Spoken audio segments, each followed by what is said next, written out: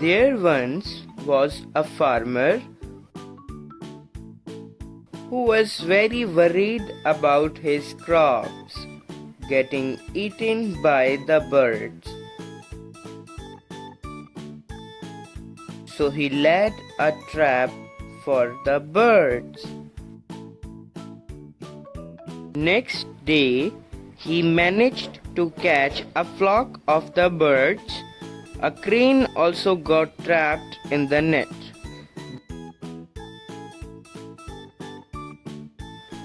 The crane pleaded with the farmer for his freedom. The farmer retorted, "You have been found in the company of these birds who were eating my seeds, so I will not spare you." The moral of the story is, bad company is always harmful for yourself.